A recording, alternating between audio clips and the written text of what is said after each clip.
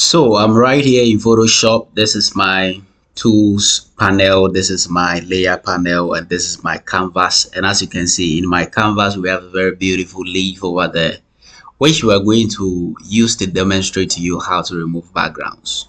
Okay, now to remove backgrounds, there are two principles. There are two things you need to keep in mind.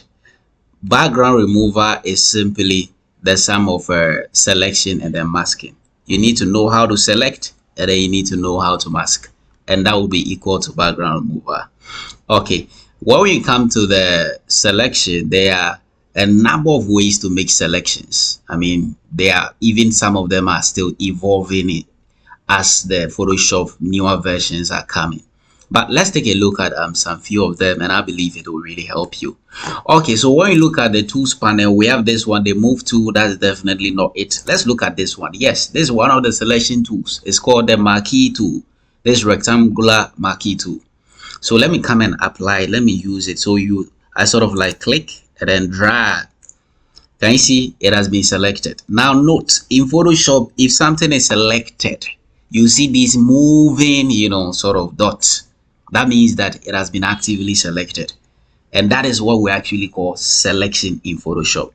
So this one, as you can see, it was what? Rectangular marquee tool. I think when you press and hold and come there, you see elliptical one, single elliptical marquee tool, single row marquee tool, single column, etc. So for an example, okay, if you want to clear up this moving selection, you press Ctrl plus D and then it's gone.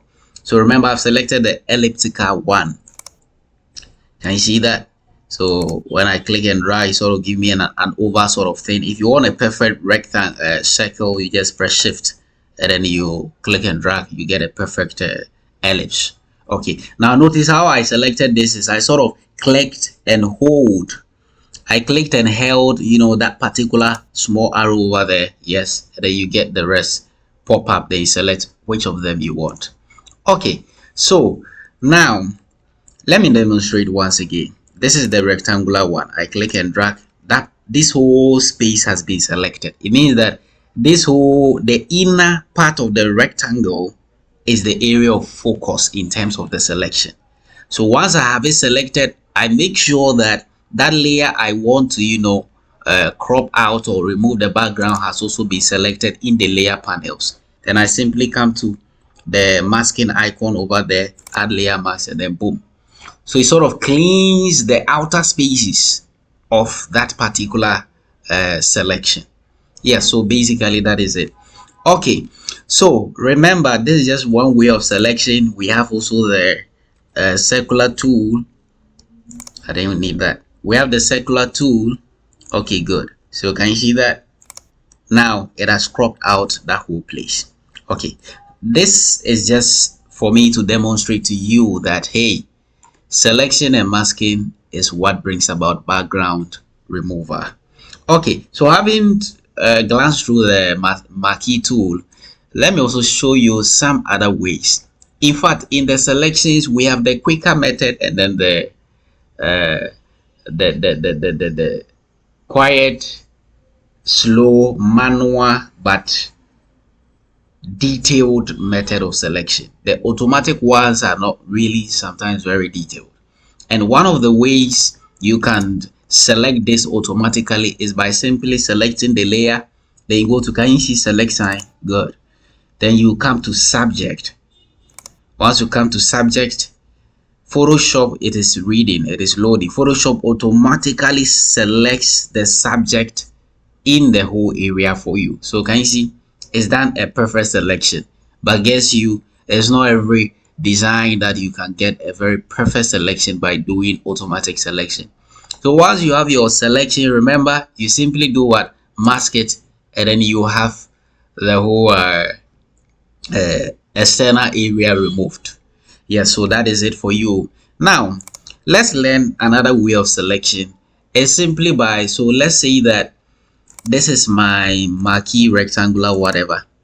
Then I select this portion. Remember, this portion has been selected, the rest have not been selected, and the portion is sort of work with colors mainly. So if that color, I don't really know the color, I guess you know best, has been selected, okay, so now I want to select this whole space. What do? There's a particular option when you go to select, and then you go through, see, deselect, invert, and all of that. When you go through, there's a particular one called similar. So that means that if I click on similar, it's going to select all other areas that are like this particular space. So let me go on to similar. Great, it has selected all of those spaces. Okay, so now let me go to mask and see what happens. 1, 2, 3, bam.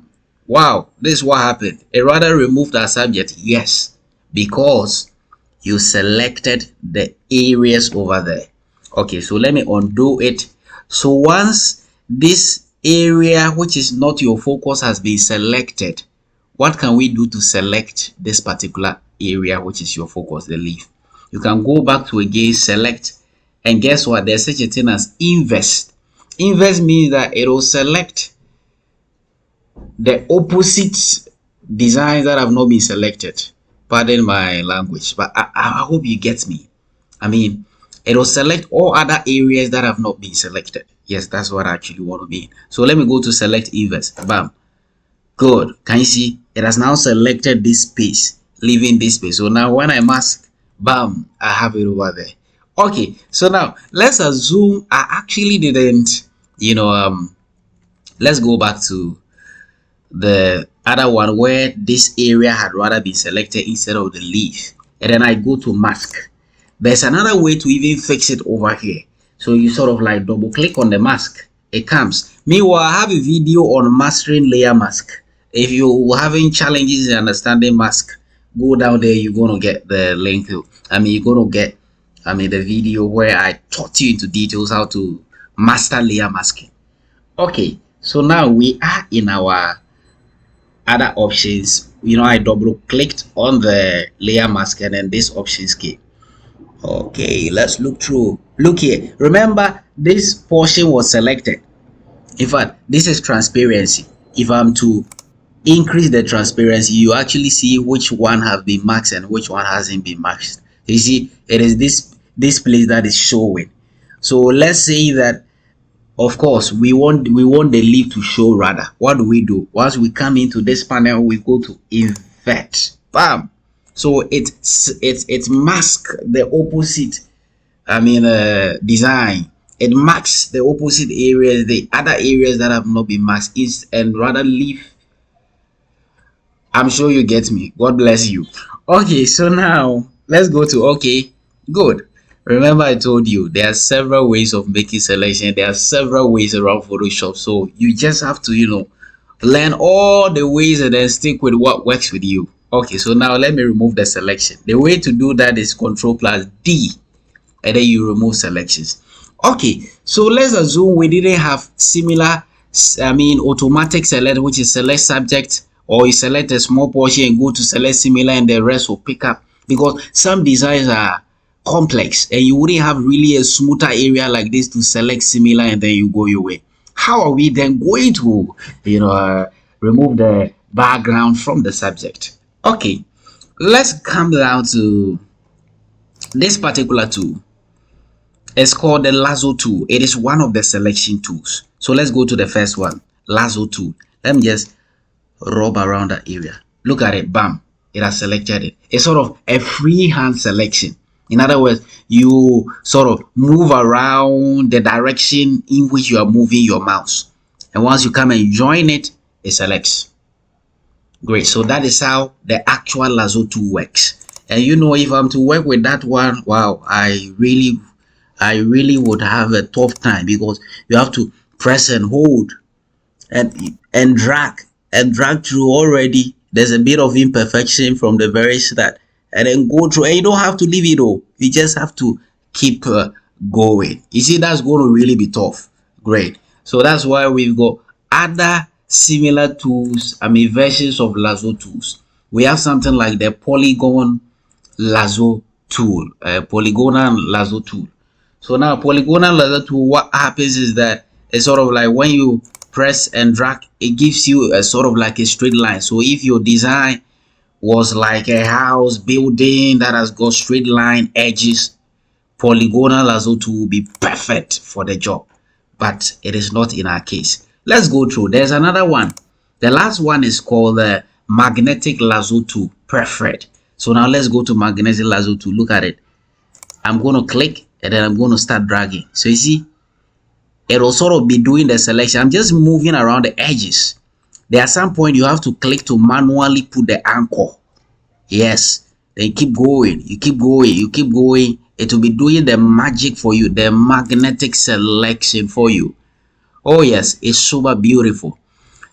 I'm sure you know that I don't have time. So once you go around the whole section and you perfectly select it, and then you come to this portion, see that the selection will be perfectly, activated for you, and then you go to your masking and you remove your subject. All right. So now let's see. Oh, we exhausted the options for the lasso tool. Okay, there's another one called the one tool.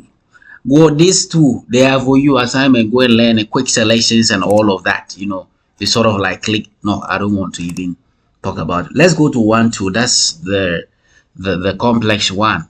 One tool is also sort of like the automatic selection.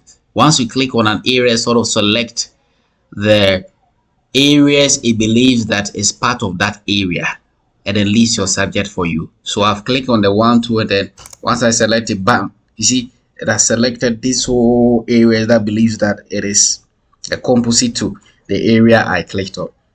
All right, let me go backward. So when you see, when I come and click on the leave with the one tool, it doesn't really select the other areas. It select the areas that believes that per the system of the Photoshop, it believes that they are composite to each other, sort of like they are similar, or not really similar, but they are one sort of thing. Okay, so now let me get rid of this thing, and then there are several options over here to also help you. When you increase the tolerance, and then you come in there, can you see? So that means that it has tolerated this area. I increase the tolerance to 100. So can you see it has tolerated this area? This area is almost like this place, but when you reduce the tolerance, it won't select that place. But now I've increased it, so it has tolerated this area and included it in the selection. Okay, so this is just to tell you that there are so many other options that you can play with to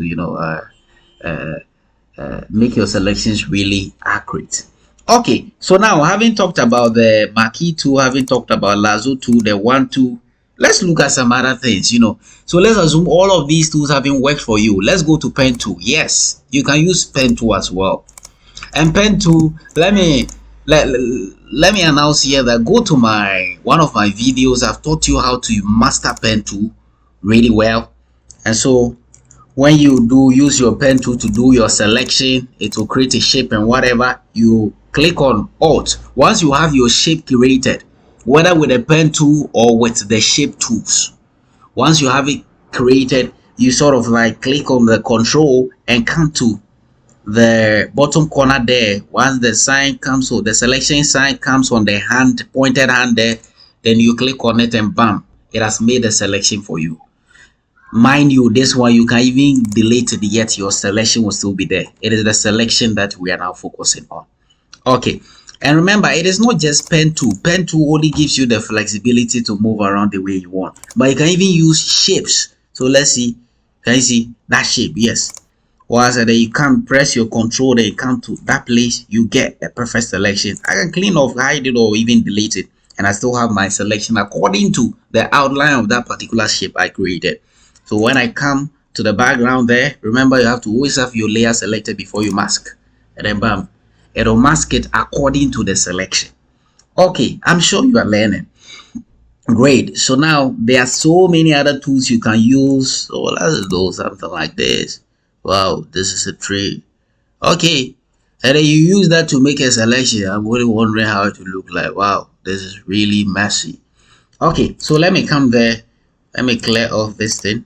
I don't need it. So that selection has been made. Then I come to my layer of interest and bam. Wow. So you can use this to make a beautiful tree.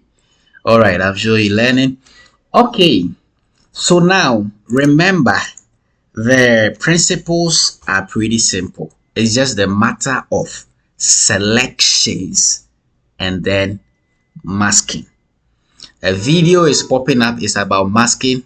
Go and really learn how to mask properly, and then you will have your backgrounds removed. But this alone you've got is okay for you to remove your backgrounds. God bless you.